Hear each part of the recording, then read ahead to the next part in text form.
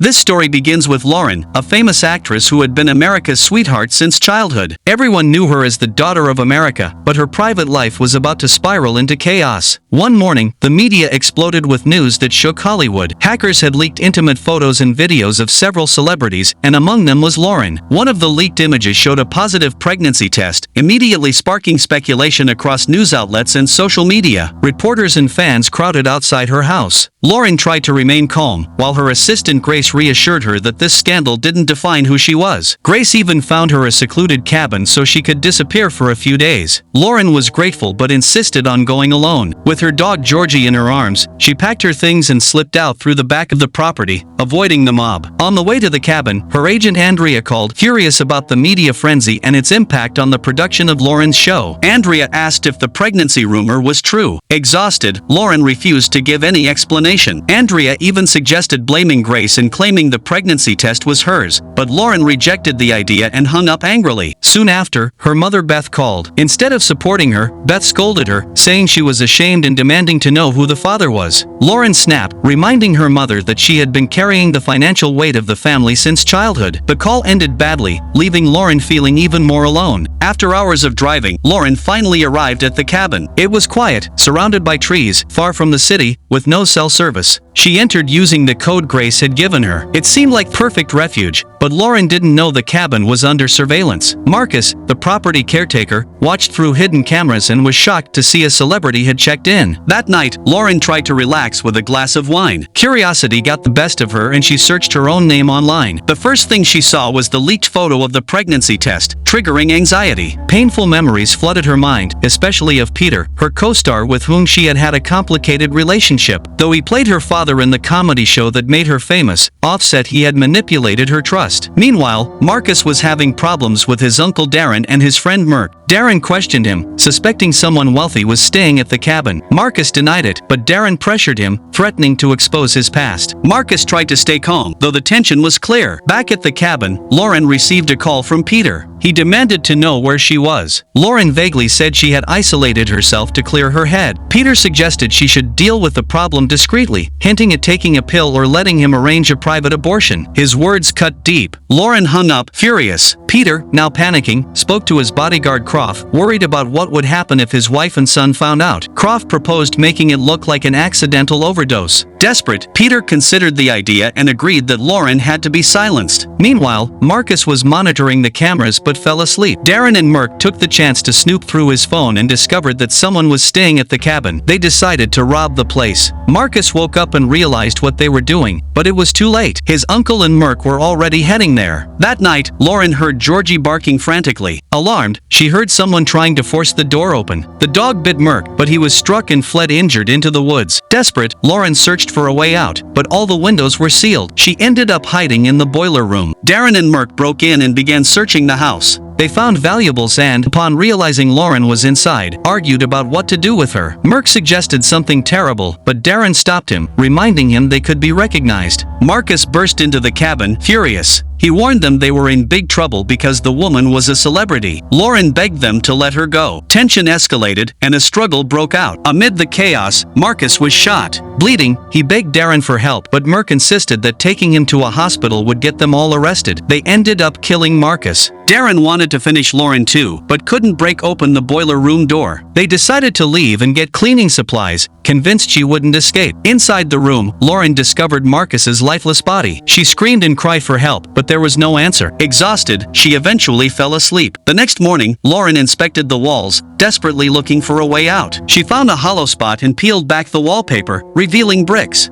She tried using the light bulb to see better but got a painful electric shock. Time passed slowly. Lauren whispered to her baby, apologizing for what they were going through. She tried to gather strength, pounded the wall several times, and kept looking for a weak spot. Thirst and fear began to wear her down, but she knew she couldn't give up. Soon after, she heard the sound of the door's keypad. Darren and Merck had returned. She tried negotiating with them, saying she could help. She told them they could blame Marcus, and that she could give the police a different story. She even promised to act if necessary, but they didn't trust her. Merck, impulsive, pointed his gun at the door. Darren tried to stop him, but in the tension a shot went off. The chaos left Darren wounded and Merck also injured. Amid the shouting, Lauren yelled that she was pregnant, but Darren left anyway, locking her in. Hours passed. Lauren tried to quench her thirst by licking droplets falling from a pipe. Each drop was tiny, but it was the only thing keeping her alive. Her breathing became heavy, and in the middle of her delirium, a rat appeared and began to bite her. She struck it to drive it away, and that same object gave her an idea. She used a metal pipe and kept pounding the walls. During her attempts, she found a hammer hidden in the debris. Hope was rekindled. Meanwhile, Georgie, still injured, wandered along the road until he was found by Loretta, a woman who rescued stray dogs. She picked up the dog, noticed his name tag, and tried to call the number listed, but no one answered. Worried, she took him to a veterinary clinic to make sure he was okay. The vet suggested keeping him for observation, and Loretta agreed. She even posted a photo of Georgie on social media to help find his owner. Back at the hospital, Darren was rushed into emergency care. Doctors treated him and discovered he had a criminal record. While sedated, he muttered about a pregnant woman trapped somewhere, but he was too out of it to give clear details. Police decided to investigate, suspecting something serious was happening. In the boiler room, Lauren used the hammer to loosen the screws of the door. Progress was painfully slow. Her hands were bleeding and her body was exhausted, but she refused to stop. Water started to gush from a broken pipe, flooding the room. She realized that if she didn't get out soon, she would drown. Meanwhile, Loretta stayed with Georgie at the clinic. Her social media post received hundreds of interactions, and soon a man named Croft contacted her, pretending to be a private investigator. He claimed he was looking for the dog's owner and asked where she had found him. Loretta was suspicious and hung up, not knowing she had just been tracked. Croft, who was working for Peter, decided to follow her. At the hospital, Darren woke up and was interrogated again. He tried to avoid questions, saying he knew nothing about Marcus or where he worked. The officers didn't believe him, especially after they found a bloodstained shirt in his apartment. They sent it to be analyzed and kept pressuring him, but Darren continued lying. The only thing he admitted was that the gunshot had been accidental while trying to break a lock. At the veterinary clinic, Croft showed up with cash, trying to bribe the vet into notifying him when Loretta came back for the dog. The doctor, uneasy, accepted but immediately called Loretta to warn her. Nervous, Loretta decided to pick up Georgie right away. She arrived, collected the dog, and drove off unaware that Croft was secretly following her. Meanwhile, back at the hospital, Darren managed to trick a doctor into taking him to the bathroom. There he attacked him, knocking him unconscious, and escaped. Police were alerted, but it was too late. Darren was free once again. Loretta kept driving with Georgie in the back seat. Suddenly, the dog started crying and jumped out through the window. Loretta ran after him through the woods until the dog led her straight to the cabin. He barked loudly and scratched at the door. Inside, Lauren heard him and felt a spark of hope. Before she could react, Darren appeared behind Loretta and grabbed her. At that moment, Croft arrived with a gun,